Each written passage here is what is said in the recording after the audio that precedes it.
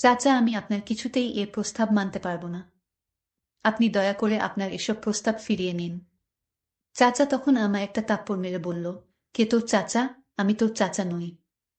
একদম চুপ, কোনো কথা বলবি না। আপনি আমার চাচা হয়ে কেন মিথ্যা বলছেন? আমি তো আপনার মেয়ের মতো। চাচা তখন আমায় এমন একটি কথা বলেছিল, সেটা শোনার পর আমার সারা শরীর ঠান্ডা হয়ে গিয়েছিল। বাকি ঘটনাটি গল্পতেই বলছি। ছোট একটা গ্রামে কুঁড়েঘরে থাকত ললিতা আর তার মা আনারকলি। ললিতার বাবা নেই। ছোটবেলা থেকে তার মা আনারকলির মুখে শুনে এসেছে যে তার বাবা মারা গেছে। ললিতা কখনো তার বাবাকে দেখেনি। তার বাবা কেমন দেখতে ছিল সেটাও জানে না, শুধু নাম শুনেছে। আর কোনো ভাই বোন নেই ললিতার। খুব ভালোই দিন যাচ্ছিল মা মেয়ের। সারাদিন আনারকলি মেম্বার বাড়িতে কাজ করলো, আর সন্ধ্যা হলেই ফিরে আসতো তার ছোট্ট কুঁড়ে ঘরটায়।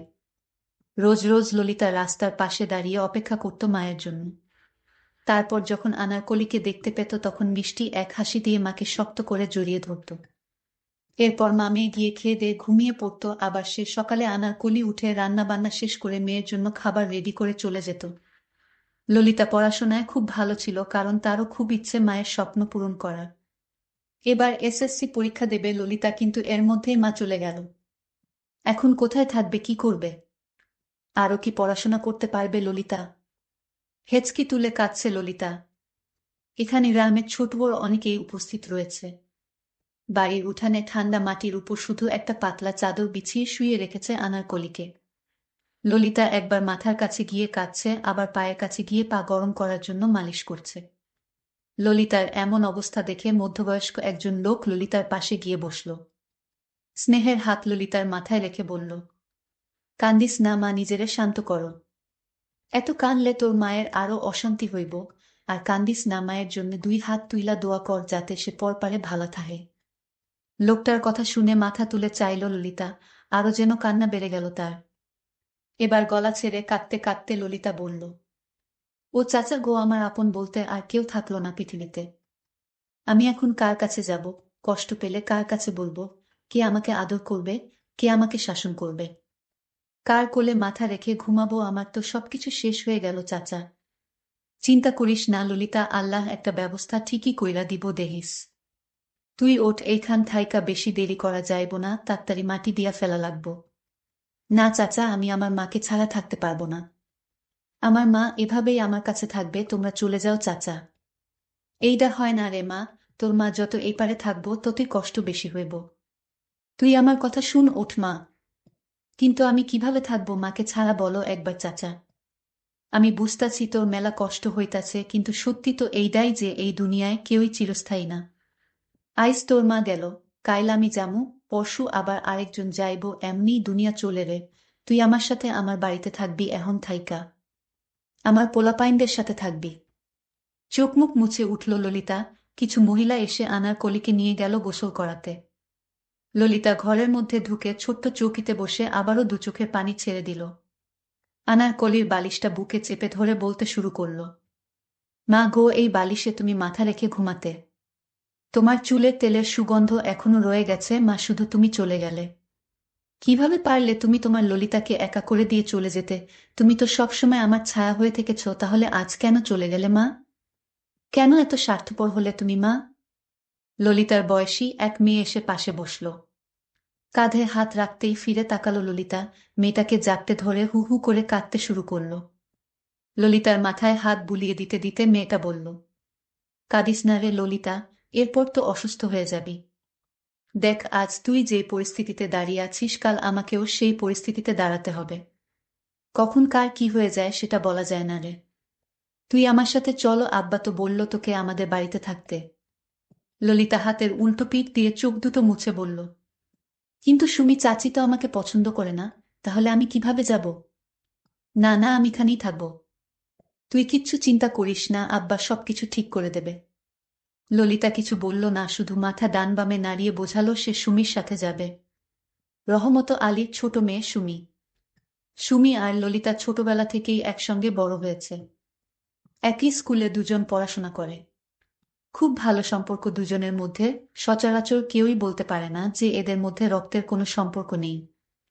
রহমত আলীও ললিতাকে নিজের সন্তানের মতো স্নেহ করে, কিন্তু তার স্ত্রী রাবিয়া সে খুবই অপছন্দ করে ললিতাকে। দু চোখে সহ্য করতে পারে না। এলাকাবাসী সবাই মিলে মাটি দিয়ে দিল আনারকলিকে। মায়ের কবরের পাশে বসে প্রচণ্ড কান্না করেছে ললিতা। সুমি তাকে ধরে বাড়িতে নিয়ে গেল। ললিতাকে দেখেই সুমির মা শায়লা চেঁচিয়ে উঠল। মায়ের এমন ব্যবহার দেখে সুমি বলল, মা, এবার তো একটু মানুষ হও। সেই ছোটবেলা থেকে দেখছি তুমি ললিতাকে সহ্য করতে পারো না। সবসময় মেয়েটার গালমন্দ করতেই থাকো কেন বলো তো? শায়লা তেড়ে এসে সুমিকে একটা চড় বসিয়ে দিয়ে দাঁতে দাঁত চেপে বলল, কি কইলি তুই? আমি মানুষ না? তোর এত বড় সাহস কেমনে হইল রে? তুই জানোস না আমি কি কারণে ওরে সহ্য করতে পারি না? কারণ তোর বাবা আমাকে রেখে ললিতাকে দিয়ে তার পায়ের ব্যথা সরানোর জন্য ললিতাকে দিয়ে মালিশ করায়। কেন আমি পারি না তার সেবাযত্ন করতে? ললিতাকে কেন শুধু শুধু কষ্ট দিবে? ললিতাকে দিয়ে তোর বাবা পায়ে তেল মালিশ করায়। কেন আমি পায়ে মালিশ করে দিলে ব্যথা কমবে না? তোর বাবা দিন দিন যেন কেমন হয়ে যাচ্ছে। তোর বাবার উদ্দেশ্যটা কি? বর্তমানে অতীত টেনে আনছো কেন মা? তুমি কি ভুলে গেছো বাবার বাজে স্বভাবের কথা? এরপরও তুমি এসব কথা গলা ছেড়ে বলছো, কিভাবে লজ্জা বলতে কিছু নেই? তুই ওরে নিয়া বাইর হ আমার বাড়ি থাইকা। আমার চোখের সামনে ওরে দেখবার চাই না। এটা তোমার বাড়ি না মা, এটা আমার আব্বার বাড়ি, আর আব্বা নিজেই বলেছে ললিতাকে এখানে এনে রাখতে। তোর বাপের মনে তো মেলা দয়া, খালি টেহা কামানোর ক্ষমতা নাই। নিজের সংসার চলে না, আবার আইছে আরেকজনের নিয়া। যথেষ্ট ভালোভাবেই সংসার চলে মা, শুধু তোমার মুখেই এমন কথা শুনি। তুই কিন্তু মেলা কথা কইতাছ শুনি। এর মধ্যেই রহমত আলী চলে এলো। তাকে দেখে শায়লা আরো দ্বিগুণ রেগে গেল। রহমত আলী এগিয়ে গেল তাদের দিকে, শায়লার দিকে তাকিয়ে শান্তভাবে বলল, এত চেঁচাইতাছ কেন শায়লা? মাইয়াডার সবেমাত্র মা মইরা গেছে, সারাদিন কিছু খায় নাই, কাঁদছে। মেলা এখন কি ওর মন মেজাজ ভালা আছে কও তুমি? এখন ওর আপন বলতে আমরা ছাড়া আর কেউ নাই, বুঝো না কেন তুমি? আমগো পোলা মাইয়া আছে, যেই দিন আমরা মইরা যামো সেই দিন তাগো এমন অবস্থা হইব। তাই কইতাছি, আগে যা হইছে সব ভুইলা যাও, আর মায়াডার লগে খারাপ ব্যবহার কইরো না। রহমত আলী স্ত্রী বলল, তুমি যে কেন মাইডারে জায়গা দিচ্ছ তা আমি ভালো করেই জানি। তোমার উদ্দেশ্য ভালো না। রহমত আলী শায়লার কথায় কান্না দিয়ে সুমির দিকে তাকিয়ে বলল, সুমি, ওরে নিয়া ঘরে যা, মায়াডা সারাদিন না খাইয়া ছিল, কিছু খাইতে দে যা। ঠিক আছে আব্বা। সুমি ললিতাকে নিয়ে ঘরে ঢুকে গেল। রহমত আলী একটা দীর্ঘশ্বাস ছেড়ে বলল, মায়াডা মেলা অসহায় বুঝলা শায়লা, ওর সাথে খারাপ ব্যবহার কইরো না। কয়টা দিন বাদে ওর পরীক্ষা, এখন কিছু কইও না, পরীক্ষাটা শেষ হইলে দেহি ভালা পোলা দেখা বিয়া দিয়া দিমুনি। শায়লা বলল, তুমি এই মাইরে বিয়া দেয়া লাগবো না। তুমি নিজেই ওকে ঘরে রেখে দাও, তোমার রক্ষিতা করে। এই কথা বলতেই শায়লাকে একটা চড় মেরে বসল। শায়লা বলল, কি কইলা তুমি? যেখানে আমগো নিজের মায়াগো বিয়া দিবার পারতাছি না, টেহা পয়সা নাই, এখন আবার অন্যের মাইয়া বিয়া দিবার চাও তুমি? যা ইচ্ছা তাই করো তুমি, কিন্তু ওই মাইয়া পরীক্ষা পর্যন্ত এ বাড়িতে থাকবার পারবো, এরপর আর না, মনে রাখো। কথাগুলো বলেই শায়লা চলে গেল। তারপর রহমত আলীর মাথায় ব্যথা। তাই ললিতাকে বলল, ললিতা, আমার মাথা ব্যথা করছে, আমার কপালটাই একটু মালিশ করে দে তোমা। ললিতা চাচার কাছে এসে বসল। ললিতা চাচার মাথায় মালিশ করতে করতে বলল, চাচা, আমি তোমার সেবাযন্ত করায় চাচি তা সহ্য করতে পারে না। চাচা তখন বলল, তোর চাচির মতো মেয়েকে বিয়ে করে আমি অনেক ভুল করেছি। তোর চাচি তোকে দেখতে পারে না। আমি তো চাই তোকে আমার মেয়ের মতো লালন পালন করি, কিন্তু তোর চাচি এটা চায় না। আমিও বলে দিয়েছি তুমি চলে গেলে চলে যাও, কিন্তু ললিতা আমার বাড়িতে থাকবে, এটাই আমার শেষ কথা।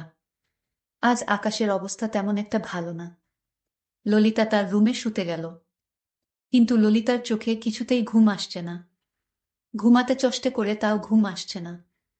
ললিতা ভয় লাগছিল, কারণ সে মাকে ছাড়া ঘুমাতো না। মা তাকে ঘুম পাড়িয়ে দিত। হঠাৎ চাচা আমার রুমে আসলো আর বলল, কি রে মা, তুই এখনো ঘুমাসনি? না চাচা, আমার ঘুমা আসছে না। চাচা তখন বলল, আমি জানি তোর মা তোকে ঘুম পাড়িয়ে দিত।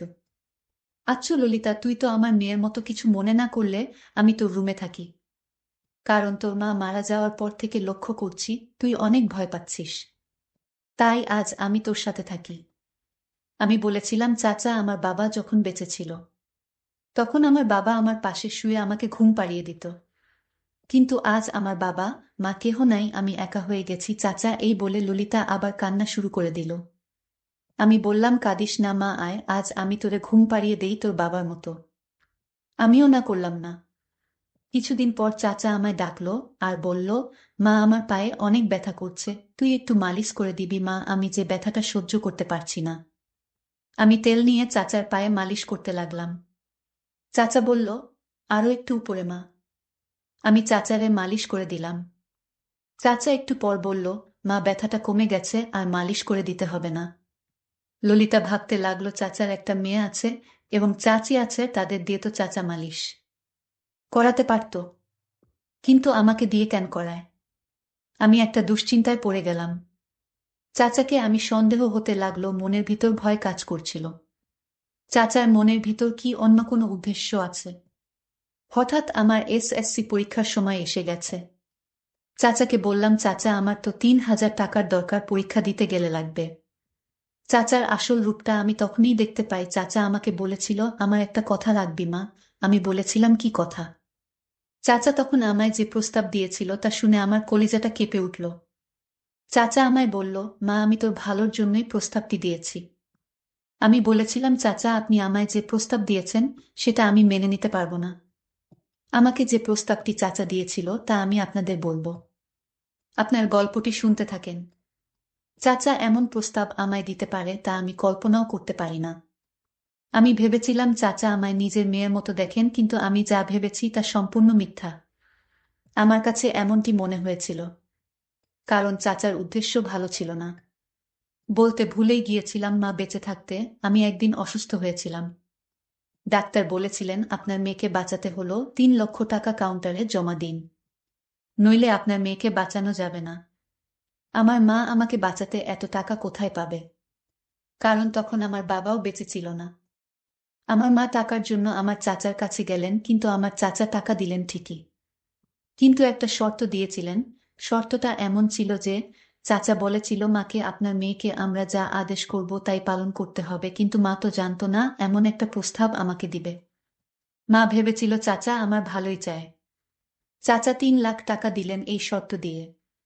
তারপর আমার চিকিৎসা হয়, আমি বেঁচে যাই। কিন্তু চাচা আমাকে বললেন, ললিতা, তুই হয়তো এটা মনে মনে ভেবেছিস যে চাচা আমাকে দিয়ে কেন পায়ের ব্যথা সরানোর জন্য মালিশ করায়। হ্যাঁ, আমার স্ত্রী আমার পায়ে মালিশ করলে ব্যথা কমতো না, ব্যথাটা আরো দ্বিগুণ বেড়ে যেত, আর তাই তাকে দিয়ে কখনো মালিশ করাতে চাই না মা। আর তুই পায়ে মালিশ করার সাথে সাথেই আমার পায়ের ব্যথা কমে যেত, আর তাই তো তোকে দিয়ে পায়ে মালিশ করাই। যাই হোক, চাচা আমাকে যে প্রস্তাব দিয়েছিল সেই প্রস্তাবটা হলো, একটা মধ্যে বয়স্ক লোকের সাথে আমার বিয়ে ঠিক করে ফেলেছে।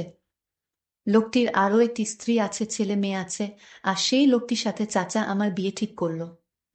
আমায় যখন চাচা এই প্রস্তাবটি দিয়েছিল তখন আমি কেঁদে কেঁদে বলেছিলাম, চাচা, আপনি ওই বড় লোকের হাতে আমাকে তুলে দিন না, আমার জীবনটা শেষ করে দিয়েন না। আমি চাচাকে অনুরোধ করেছিলাম। চাচা বলল যে এছাড়া তো আমার আর কোনো উপায় ছিল না মা। এই লোকটিকেই তোর বিয়ে করতে হবে মা, কারণ ওই লোকের টাকা পয়সার কোনো অভাব নেই, শুধু ঘরে আরেকটি স্ত্রী আছে। মানুষ কি সতীনের ঘর করতেছে না মা? তুই আর না করিস না, তুই রাজি হয়ে যা। আমি বলেছিলাম, চাচা, এ বিয়ে আমি করতে পারবো না। চাচা আমায় এমন একটা কথা বলল, আমি তা শুনে আমার সারা শরীর ঠান্ডা হয়ে গেল। আমি স্তব্ধ হয়ে গেলাম, আমার মুখে দিয়ে কোনো কথা বের হচ্ছে না। চাচা আমায় বলল, তোর চিকিৎসার খরচ ওই লোকটি দিয়েছিল, তার বিনিময়ে সে চেয়েছিল তোকে বিয়ে করবে। আমরা কোথাও টাকা খুঁজে পাচ্ছিলাম না। আর এই দিকে ডাক্তার বলল, 24 ঘন্টার মধ্যে টাকা না দিতে পারলে তোকে বাঁচানো যাবে না। আর তাই বাধ্য হয়ে আমরা তার কাছ থেকে টাকা নিয়েছিলাম। এখন বল মা, এটা কি আমার অন্যায় হয়েছিল? এটা করার জন্য যদি আমার কোনো অন্যায় হয়ে থাকে তাহলে আমায় ক্ষমা করে দিস মা।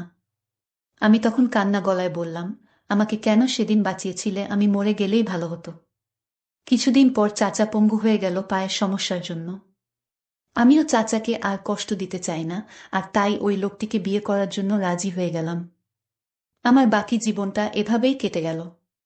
বন্ধুরা, তোমাদের কাছে যদি গল্পটি বিন্দু পরিমাণ ভালো লাগে তাহলে অবশ্যই আমার চ্যানেলটিকে সাবস্ক্রাইব করে পাশে থাকবে। ধন্যবাদ।